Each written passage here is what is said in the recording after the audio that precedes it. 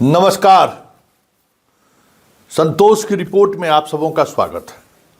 और आज हम संतोष की रिपोर्ट में बात कर रहे हैं मैच फिक्सिंग की।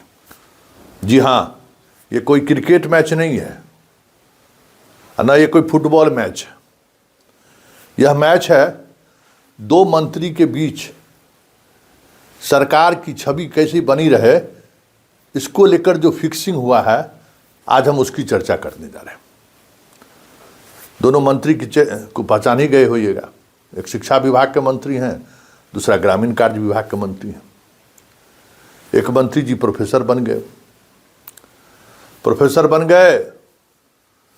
तो उनकी नियुक्ति पर सरकार सवाल खड़ा कर दी कि भाई अशोक चौधरी कैसे हो जाएगा, या फिर जो अशोक चौधरी है वो अशोक कुमार कैसे हो गया। ये सवाल किसने उठाया, जरा इसको सोचिए। देखिए, आज की राजनीति में जो कुछ भी हो रहा है, जिस स्तर पर हो रहा है, उसको समझने की जरूरत है। हमारे आपके बस में बहुत सारी चीजें हैं नहीं, लेकिन जब आप चीजों को समझ जाएंगे ना कि हो क्या रहा है, तो फिर बहुत सारी चीजें आपको वैसे भी समझ में आनी शुरू हो जाएगी। पूरा देश स्तर पर हुआ कि बिहार में एगो प्रोफेसर बना है मंत्री, जिसका नाम अलग है। खूब हंगामा हुआ ना। इस वजह से 6 महीना तक पूरी बहाली प्रक्रिया रुकी रही, पोस्टिंग की प्रक्रिया रुकी रही।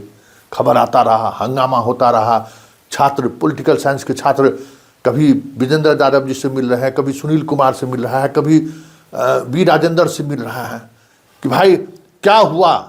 चुनाव से पहले रिजल्ट आ गया था जून में, और उसके बाद से जो है सो गया कि भाई शिक्षा विभाग की आप विश्वविद्यालय को जिनको जिस विश्वविद्यालय में पोस्टिंग हुई है उनका डोसियर क्लियर करके भेजिए, डोसियर देख लीजिए।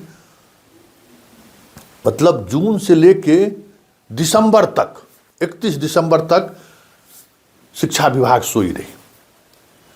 छात्र परेशान होता रहा, दौड़ता रहा। हम लोग आकलन कर रहे थे कि अशोक चौधरी की वजह से ही तो रुका हुआ नहीं है।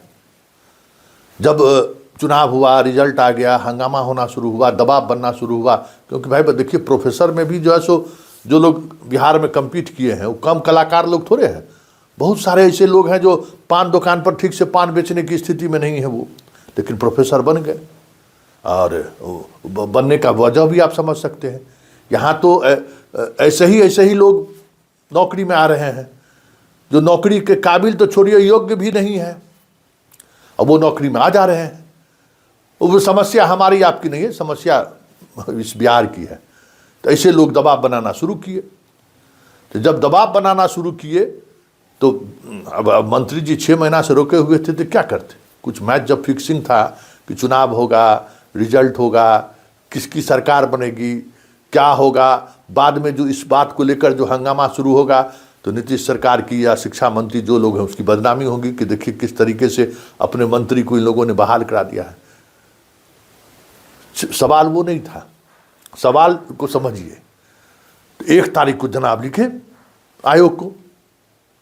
तो आयोग को तो हम खबर चलाए ही थे। तो आयोग तो कह दिया कि देखिए डीएम सर्टिफिकेट दिए हैं अशोक कुमार एलियस अशोक चौधरी करके। एलियस नहीं, मतलब इनका नाम अशोक कुमार भी है और अशोक चौधरी भी है। डीएम का कास्ट सर्टिफिकेट है, जबकि डीएम का कास्ट सर्टिफिकेट जरूरत है, निचले के जरूरत है। वो सब अपना उसमें लगाए हुए हैं। तो जो कागज़ हमको दिए, अब जो हमारे सामने में सर्टिफिकेट के साथ जो उपस्थित हुए, उनका हमने परिणाम दिया है। अब अशोक कुमार, सारा डिग्री उनका अशोक कुमार के नाम से।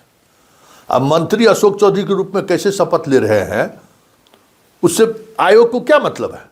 आयोग प्रोफेसर बहाल करने गया है, उसका कागज जांच करेगा कि अशोक चौधरी मंत्री कैसे बने हैं, उसका कागज जांच करेगा। ये सवाल हम पहले दिन से कर रहे थे।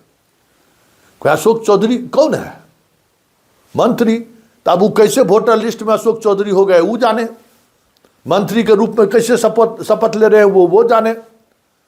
आप प्रोफेसर बहाल होने के लिए आए तो आपका नाम अशोक कुमार हर सर्टिफिकेट में है, जाति प्रमाण पत्र में भी अशोक कुमार है, हमने बहाल कर दिया। इसमें तो समस्या कहाँ था। समस्या यही था कि सरकार को अपना जो प्रोफेसर बहाली में जो खेल हुआ है, उस इमेज को डेंट ना लगे। इमेज में इन्हें हो ना, चर्चा होगा ना, वह भाई जांच किए, आयोग ने जांच रिपोर्ट दी है, उसके बाद हम इनको अपॉइंट कर रहे हैं। एकदम पाक साफ है सरकार। लेकिन बहाली में जो खेल हुआ है, उस खेल को लेकर जो आयोग पर हमेशा सवाल खड़ा होता रहा है कि भाई ऑक्सफोर्ड यूनिवर्सिटी जिसको सम्मानित करता है, जिसको विशेष कार्य के लिए बुलाता है, विशेष क्लास के लिए बुलाता है, ऐसे लोगों को भी बिहार के प्रोफेसर बहाली में उसको स्थान नहीं दिया गया है ना। जितने टैलेंटेड लोग थे, अधिकांश लोगों को बिहार से बाहर का रास्ता दिखा दिया गया। एक तो नियमावली ऐसा बनाया प्रोफेसर बहाली का, उस नियमावली में ही जेएनयू और दिल्ली यूनिवर्सिटी के बहुत सारे छात्र छट गए। मुंबई आईआईटी वगैरह के बहुत सारे छात्र जो एलिजिबल थे उनको पहले छांट दिया। फिर थेसिस जांच का सवाल हुआ, तो जिसको करना था उसको समस्तीपुर प्रोफेसर से कराया, और जिसको नहीं करना था उसको आईआईटी मुंबई से करा दिया। ये अधिकार तो आयोग को है ना। भाई आप जो जितना पब्लिकेशन आपका पब्लिश हुआ है, इसको हम जांच कराएंगे। 2 कमेटी बनाया आई लोग, एक हार्ड जो देश के जाने माने उसमें प्रोफेसर थे, और एक जितना मकैया कॉलेज का प्रोफेसर था उसको बनाया। जिसको करना था उसको भेजा मकैया कॉलेज के पास, उस सब में 10 नंबर दे दिया। जिसको नहीं करना था वो भेज दिया आईआईटी मुंबई जेएनयू वाले के पास, उसको नंबर देने में रगड़ के दिया 6 नंबर 5 नंबर, वैसी छट गया। अनुभव प्रमाण पत्र जांच करने के लिए दिया, तो उसमें रजिस्ट्रार का साइन है कि नहीं, एगो कुल्लू लगा दिया, हो गया। बाकी लोगों का सब छट गया। जिस बिहार के जितने अनुभवी वाले अनुभव वाला दिया है, उसमें 90% ऐसा है जिसको सैलरी उलरी कभी नहीं मिला है। अनुभव का क्या मतलब होता है? गेस्ट टीचर में पढ़ाया, उसको अनुभव मिल गया है। हेड ऑफ डिपार्टमेंट जो है पढ़ाने के लिए रख लिया, कुछ दिन भाई हमारा क्लास तक देख लिया करो, उसको भी अनुभव दे के अनुभव काउंट करके 10 नंबर दे दिया। तो इन सब चीज़ों पर सवाल खड़े नहीं हो। जब ये शिक्षक लोग, आप बताइए ना कि विकलांगता के आधार पर जो है सो बाहर हुआ, कान से सुनता नहीं है, और उस शिक्षक प्रोफेसर मोतिहारी में महिला प्रोफेसर है, वो आराम से जो है सो सुन भी रही है, क्लास भी ले रही है, पढ़ा भी रही है। अब आप सोच लीजिए। तो ये सारी चीज़ें जो चर्चा होगी, जब ये लोग अब कॉलेज में जाएंगे पढ़ाने के लिए, और पता चला कि पॉलिटिकल साइंस का स्पेलिंग लिखने नहीं आ रहा है, तो जो भद पिटेगा उसको काउंटर कुछ करेगी ना सरकार। सरकार तो कहेगी भाई हम तो अपना मंत्री तक को नहीं छोड़े, मंत्री तक के जांच बिठा दिए। अखबार में छोटी सी कतरन वाली एक खबर छप गई थी। बात समझ में आया ना? इस पॉलिटिक्स को समझिए कि सरकार अपने कुकर्म को, इस बहाली में जो कुकर्म किया है ना, उस कुकर्म को छुपाने के लिए ये सब फिक्सिंग मैच है। अशोक चौधरी जाएंगे भी, ज्वाइन भी करेंगे, और सारे नियम कानून परिनियम को हवाला देते हुए ज्वाइन करेंगे, और 1 घंटा में छुट्टी भी इनको सेंक्शन हो जाएगा प्रोबेशन पीरियड में, समझिए, क्योंकि ये माननीय है। तो ये सब खेल है, इस खेल को समझिए।